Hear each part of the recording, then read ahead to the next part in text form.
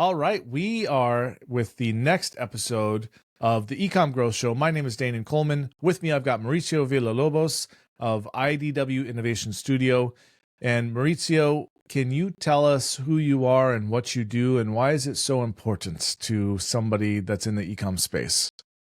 Yeah, definitely. First of all, thanks a lot for having me here. It's Yeah. great seeing you again, Danan. It's Likewise. been a while. Yep. And yeah, so I'm a product design engineer. I have plenty of experience. I used mechatronics engineering, and that gave me really interesting insight on understanding electronics, mechanical design, and automation. And I've been an industrial designer for more than 10 years now.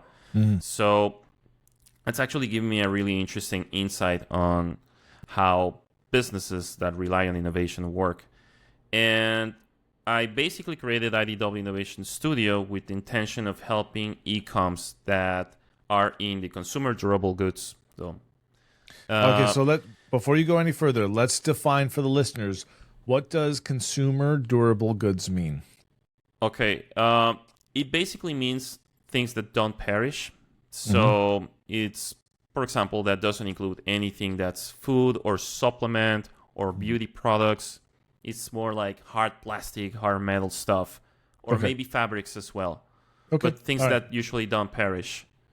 Awesome. Thank you. Yeah. So we help e-commerce and brands that are on this segment and who have already maxed the benefits of marketing to keep growing their business through what we call design internalization and a product portfolio strategy. Okay, so let's go into that. Let's define what is a product portfolio strategy and what is design internalization. That's a great question. So thanks. I came up with it because of you. Yes, I know. It's obvious, but I mean it's a good question.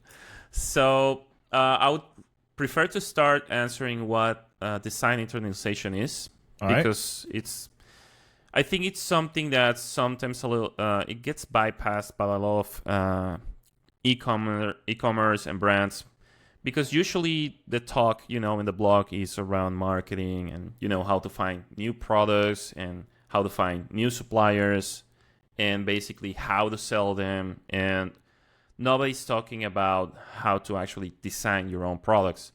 And that's how things used to be done way in the past. Like, people used to just, say, hey, I have an idea, I'm going to create this. And they started from scratch. And it was an extremely risky business because, you have to go through the whole process just to know if something's going to work.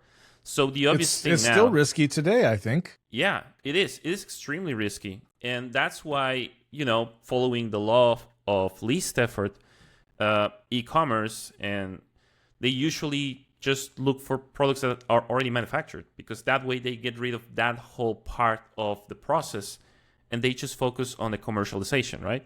Yeah. And there's still risk, but it's a lot less, and the upfront investment, it's way less as well. So, and that's completely perfect. That's actually the best way to do an e-commerce. You start with what's more convenient and less risk, and then you eventually start adding, more complexity to your supply chain and to your business to start gaining control. And that's the key thing. You start gaining control, because if you stay in the, in the part of convenience, what's going to happen is that you're only going to have commodities, and you're going to be doing arbitrage, basically masqueraded as, something else, as a real business. But the truth is, if you're just basically relying on the suppliers to determine what you're going to be selling, and you're just asking for really small differentiations to them, and you let them, have full control over that so that you don't worry about it. Yes, it's good because it's not in your head. You're not complicating, you're just focused on the commercial side, the marketing. But if you completely relegate that, then you have no control over your bill of materials. You lose so much control. Yeah, you're like you said, you're just buying a product. You're not designing a product. Exactly. You're just not reselling. Really yours. Yeah. And you're just doing arbitrage. and Yep. with a different name and with more steps, basically. Yeah. And the thing is, if you keep doing that, what you're going to realize is that your business works in cycles. So there's a cycle where you find something new. You found the next opportunity. You did a great product research. You found this amazing product, and you found this market that's desperately looking for it. And you find the supplier who's making something either extremely similar or it's already making that thing. And you're just repurposing it. And you do well, but how long until, that gold mine runs out? Because the laws of market, they dictate that when somebody finds an opportunity, people are going to find out. And now it's easier with all the product research tools that are out there. So your product's going to become a commodity really soon. So you're going to have a portfolio that's full of commodities. And nobody wants that because they're not profitable. You have to invest a lot in marketing to stand out. You have to rely on tactics and ultimately you're not creating value for anyone. You're just saturating the internet with more marketing and making it more expensive for everyone. And you might get, some profit, but you're not creating value and possibly you're not even enjoying your business. So it sounds like what you're saying is design internal. The reason design internalization. Oh, I'm muted. That's weird. What? Yeah. I stopped hearing you. Huh. Interesting. I accidentally hit my space bar and that mutes me. Interesting. All right. Learn that one. So it sounds to me like design internalization, the reason you would need it in the first place is because unless you're actually either redeveloping an existing product into something that is truly a disruptor in the marketplace of that product, or a new product that solves some sort of issue or something like that, is the fact that you're always, and this is something I see a lot in the Amazon space, is there's a life cycle to a product. You find it, you launch it, you make a bunch of money, a bunch of competitors come in, a bunch of black hat stuff happens, and you get hit with a whole bunch of negative reviews. And the life cycle of the reviews of the rating of that product goes up, down, up, down, up, down, and then up to like a 4.8 or whatever, and slowly comes down over the course of months or even years, in many cases years. And no matter how many reviews you get on that product, no matter how much sales you get, no matter how much advertising you get, it gets to a certain point where the rating system on Amazon is such that the product eventually goes from a 4.5 star rating to a 4 star to a 3.5 star, and then it's dead, at least comparatively. Yeah. So if you do design internalization, you can set yourself apart from everyone else's products and every other product like it, and the chances of that happening so that your life cycle is longer. Is that kind of how it works? Yes, that's a great assessment, and that is actually one of the benefits of design internalization. Okay. So, and that's where it's complemented by a portfolio strategy, which allows you. So you actually extend your product's life cycle. And by the way, there's different types of innovation. You can do like gradual and incremental, improvements on an existing product line, which is kind of like how companies like Apple, Tesla, Samsung do on their products, right? They make small incremental improvements, and sometimes they're just quantitative when it comes to computer hardware and things like that. But even on things that don't have electronics, you can make small incremental improvements, but you can also make like bigger leaps, and those bigger leaps are what sets you apart. The small incremental ones allows you to stay competitive, but the bigger leaps actually allow you to gain more market share. And that's something that a lot of e-commerce are not considering because they depend on their suppliers to tell them what the next incremental thing is for them. Because they don't have any... they don't... Go on. I was just going to say, and I have heard many times for many years, speakers out there say, go to your manufacturer and ask them what are they doing for next year. Exactly. And I tell you, like, that is okay. It's It's good. okay. Yeah. Yeah. But you're buying the next commodity. You're Yeah. not innovating. You're just buying the next commodity to stay competitive. Yes. Where you're not standing out. Yes. Which means you're going to have to invest a lot in marketing to actually, make it work for you. And that's one of the reasons why a portfolio strategy is important, because you don't only want to expand the product lifecycle to, gain more profit out of your products. And for that, you actually need to have bigger innovations that allows you to have, possibly even leverage patents. It's not completely necessary, but they can help. Okay. But you also want to be ready for the next iteration and the next one. And maybe some parallel product lines that allow you to, cover and explore different, segments that are really connected to the one that you already understand. And it's basically like having your own research lab, like using your eCom business to, experiment, learn, develop. It's actually really fun. Okay. So let's take an example of this. Here's I don't know what I want to go with. Let's go with, so I've got a light. Let me see if I can, let me grab it real quick. Mm-hmm. Unfortunately for the people that are listening only, so here's a desk lamp, right? That doubles as a like a fill light. So it's what I use to light my face on this podcast, right?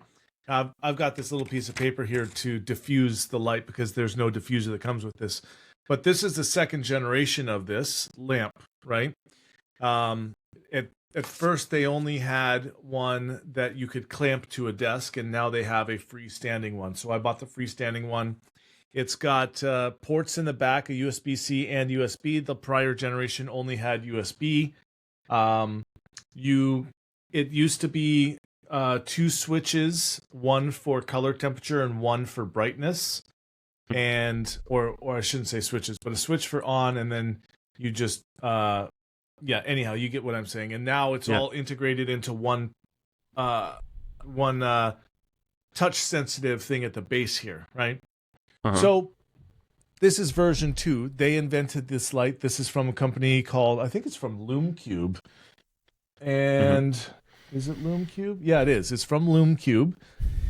So you're saying that rather than think with, go out, get a product, sell it, find out what are you doing next, you actually plan a product and plan the next 1 or 2 or possibly even more innovations on that product to keep it alive and keep sales up and keep improving. And am I understanding you right? Yes, exactly. And I think it's only logical, because you don't want to be playing reactive all the time.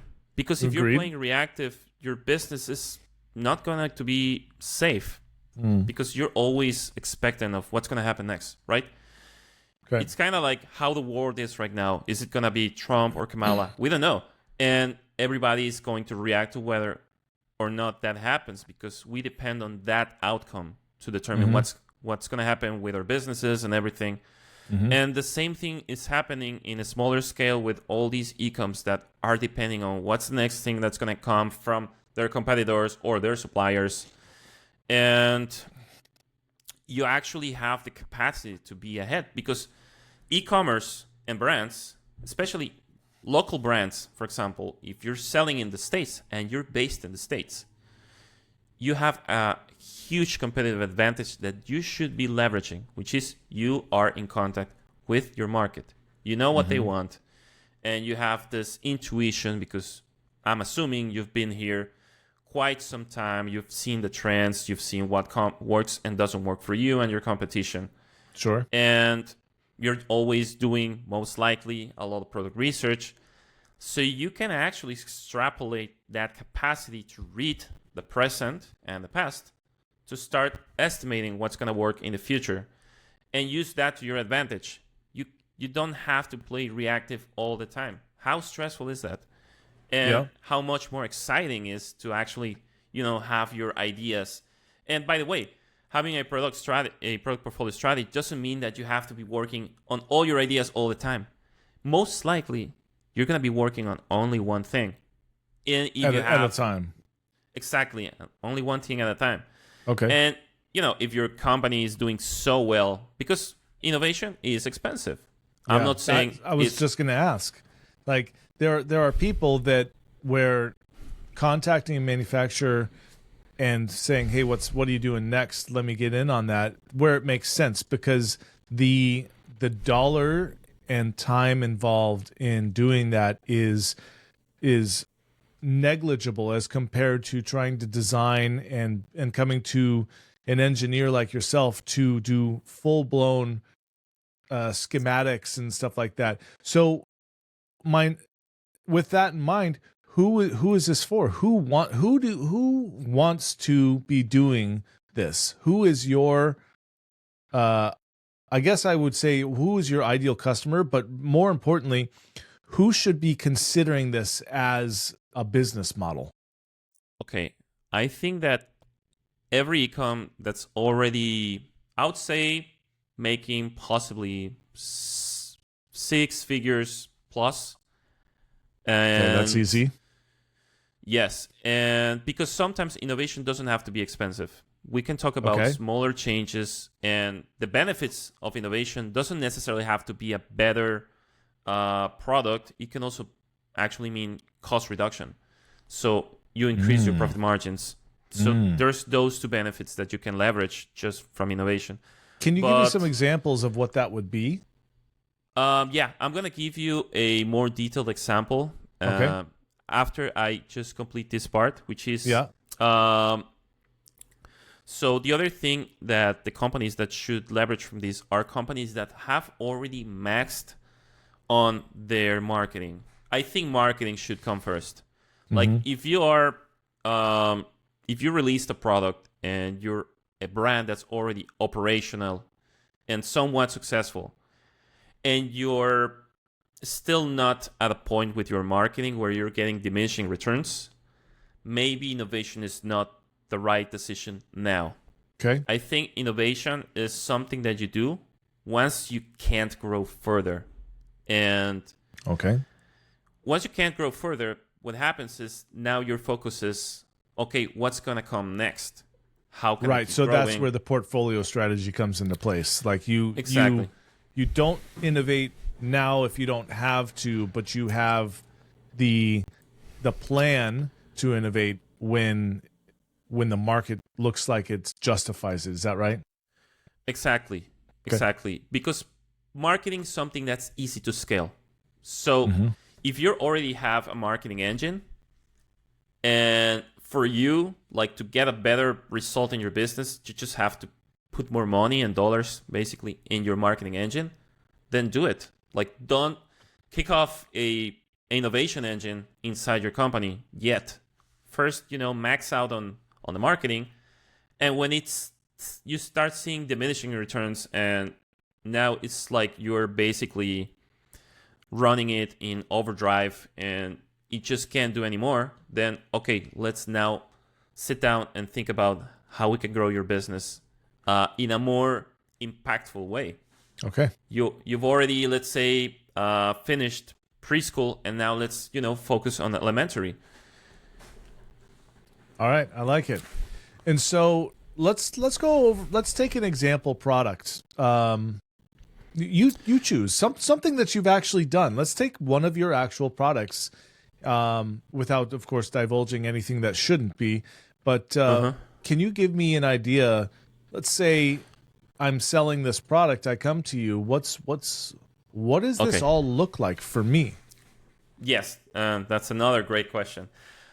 So, for example, right now we're working with Gentent, and we're helping them actually, work on their product portfolio strategy and also the engineering internalization and design internalization. So this is a brand that you're working with. Yes. Okay, Gentent. Okay. Yes. Cool. And I cannot say a lot about it because we are actually bound by an NDA. Okay. But I can give you the situation here. So we had this product that there's actually 4 units of this product inside of the full kit. Okay. And this is a really critical piece that basically makes the user experience of the product. And what we've been working on is we actually starting looking for innovations around it and how we could make the user experience better, because it was actually multiple parts. Okay. And it required the people to put some like screws and drill holes and into the generator. And it had to adapt to different lengths to support like bigger or smaller sizes generators, but it couldn't extend so much.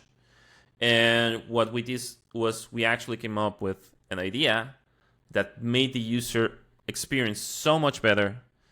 But our first iteration of this idea is actually more expensive.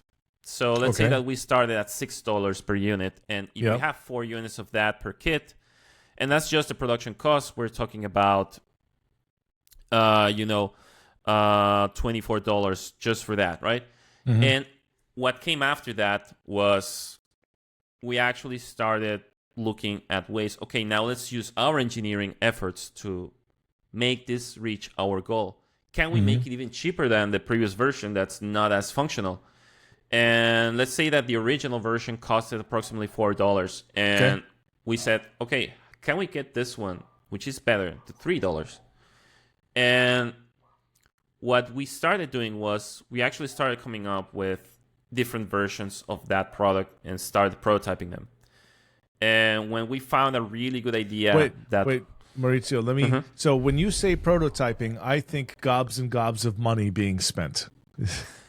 Yeah, and in our case, that's not the case. At least if you were to work with us, we don't actually charge you for the prototypes. So, really? Yeah, we put our workshop to your use. And and we're basically prototyping every day. Like, we're making multiple prototypes, and at least the way we work is like every week you get a new iteration of your product. Wow. And yeah, because nailing down a product that's commercial ready, that's outstanding, which means that this is the baseline of value that current products are providing in the market. You want to be on top of that. Yeah. So no Chinese supplier or Asian supplier or overseas supplier has something like that. You're the only one who has it. Yeah. And that actually comes with another really important benefit that I'm going to tell you about. The other huge benefit that comes from this is that you have control of your bill of materials. Yeah. And this is part of the story that comes, part of the story that I'm telling you. So because we had all these designs and we had the bill of materials of each version. So let's say we had 3 versions and we were thinking, okay, either one of these is going to be great. So so that myself and everyone that's listening understands, a bill of materials is all of the materials needed to build this thing and how much of each, and the minimum, if any, minimum order quantities of those materials, and how much of each you need to use in producing each unit. Is that correct? Exactly, yes. It's basically, you could summarize it as it's an Excel file or a Google Sheets file, whatever you prefer. Okay, yeah. And that you usually bundle it with step files or DXF files. And those files are part of your, I don't call it intellectual property, I prefer to call it intellectual capital. And maybe later in this conversation, I'm going to tell you why. What happened was, okay, we had these versions, we have the bills of materials of each one. Now we actually can go to our main supplier, because we of course we also look for the way of least effort. So we try to get it from a single supplier at the beginning. We don't want to have an overly complex supply chain. Yeah. But sometimes your supplier is specialized in one thing, and all the other things they actually source them from. Exactly. They outsource them from neighbors or other companies that I have alliances with, right? Because then they get referred to from the other guys as well. So, they have this chain of favors. But the problem is you don't know how much that's affecting your cost structure. So it's like having a whole bunch of middlemen that you have the pleasure of paying their fees. Exactly. And that's okay because that makes the world go round there. And it works when you want convenience. But if you already invested in the engineering, that gives you a lot of control. And with that control, now you can actually say, hey, we have found this supplier. We actually quoted just this part. This supplier is actually focused on this manufacturing process. And they will give you sometimes prices that are 50% cheaper or maybe less than that. And now it doesn't mean that you're going to fragment your whole supply chain, but you can now give tools to your main supplier like, hey, we got these other quotes. You can source from them. And I'm sure we're gonna, reduce our production cost.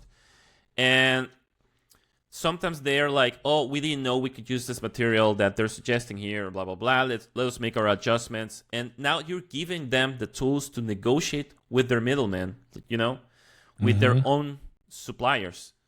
And in the end, you can still give the business to your initial bidder if you have a really strong relationship with them and you want to grow together, blah, blah, blah. But you have a way cheaper unit cost, a way cheaper bid. And that doesn't mean that you're abusing from your supplier. You're just making it more fair. Are you helping with this? Yes. Is this part of what... Okay, so you don't only do design. You also go and locate who can do it.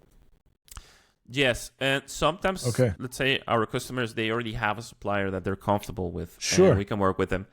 Yeah, I would expect that they would. Yes, exactly.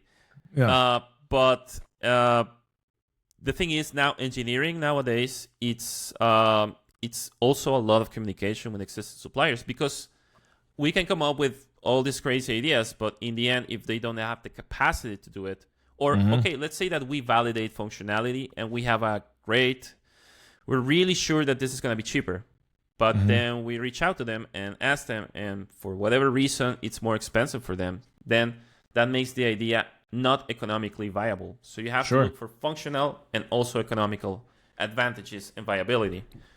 Yeah. So do silver plating rather than gold plating. Yes. So exactly. So for this particular example of the product that started at $6, we've already managed to reduce it to like $3.38 per unit. And it's already cheaper than the previous version that was a lot less functional. Yeah. And so it's cheaper and it's better. And it's better. Yeah. And we're going to be releasing it soon. We're really excited about it. And we're actually looking for more opportunities. We actually want to reduce the cost a little bit more. So yeah, why maybe not? We're pushing it too far, but yeah, we're having fun with this process. Cool. So then it sounds like, let's say I'm a brand. I'm established. I'm doing 6-7+ figures in sales per year. And I know that I've got competitors coming in and it's going to cost me more in advertising as those competitors come in. I come to Mauricio. I go to IDW Innovation Studio, and then what? Is there like you interview? What's the product? What do you want? And then go from there. Yes. So this process is really kind of like an intimate relationship. Like there's when we actually work with our customers, it's kind of like a very custom experience. But sounds lovely. Generic part, let's say like the part that is universal for each of our customers is we assign an engineer to you. And so you have your own engineer? Yes, we have engineers here.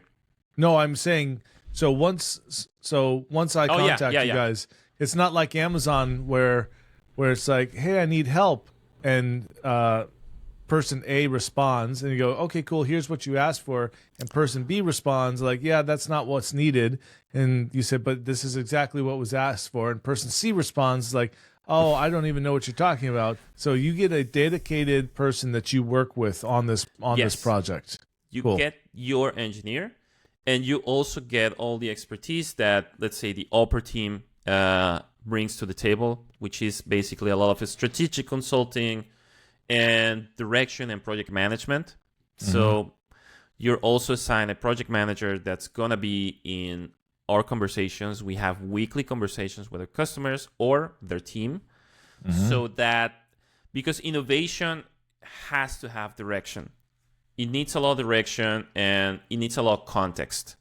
Because even throughout the process of, designing something, you have to be keeping in mind what the context when it comes to the market is, what are the limitations of your suppliers, or you need a lot of context. And that's why you need to be assigned your own engineer, because you don't want people who are context switching, between one project or the other, and they're burning down all their mental resources trying to remember, what was with this project. No, you get one guy, and this person is getting all the direction, and it's just focused on your product line and your project. And basically that optimizes it a lot. Yeah, I like that a lot. That's awesome. Okay, cool. So then what kind of customers would, or I should ask, what kind of products is it that you guys work on? Like, I know you said it's durable. What was the term again? Oh yeah, consumer durable goods. That's right, consumer durable goods. I'll never remember that term. Yeah, no, I'm sorry for that. Makes sense. No, it's fine. Look, if that's the industry, then I, like me as a, compared to so many others in retail and eCom, I am a low level person that just stumbled upon eCom, and I don't know what I'm doing. I don't have a business degree. I don't have a high school diploma. I never went to school at all. Whatever the situation is, unless you're in this industry, they don't know the questions. They don't know what they don't know, and so they don't know the questions to ask, which I think is why it's important to understand what that term means. Yeah, no, that's true. Yeah. It's not that I'll ever remember it because I never use it, But so maybe one day maybe we'll work together. Who knows? Yeah, maybe so. Now, what kind of products do you work on? So we've worked on electronics products, consumer electronics. So we've done like moisture sensors for plants. One of our products was recently featured in Shark Tank, which is the Flora. And we also work, let's say, on gear for, let's say, camping. And it's my honestly, kind of stuff. I would say, anything that is like a hard product that could be sold on Amazon, that comes in a box or in a tray. Plastic injection. Usually things that use plastic injection, metal stamping. Okay. Like things that are not, usually for me, the best way to define this is things that are not perishable. Okay, so any food. You basically are saying any product that is not a perishable product. Doesn't matter if it's a keyboard, headphones, glasses, phone, cup. It doesn't matter. Yes. You have designers and engineers for those things. What about something that has like hydraulic mechanics? We can help you with that too. We do have experience in that. And if what about we don't orbital have this, mechanics? Maybe that would be a little harder to source the talent for, because we need to have, like on the upper level, like the management level, we must have some level of experience in that field of engineering. And if we don't, then it's harder for us to manage the talent for that. So but it sounds like what you're saying, though. Yeah, sure. We all do, of course. But it sounds like if you don't have the expertise on hand, you'll go get it. Yes, We can get the talent for that, but usually it's we usually prefer things that are simple because they have shorter development cycles. Sure. It's easier to get all the know-how. It's faster, start iterating.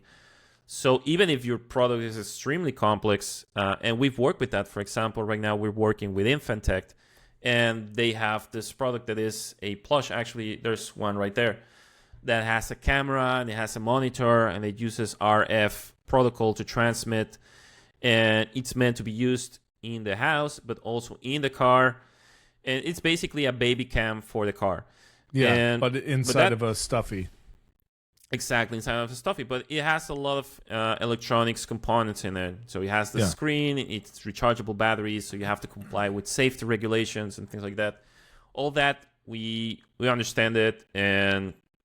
But the life cycle for a product like that, it's a little longer than, for example, something that's just a plastic product like this one.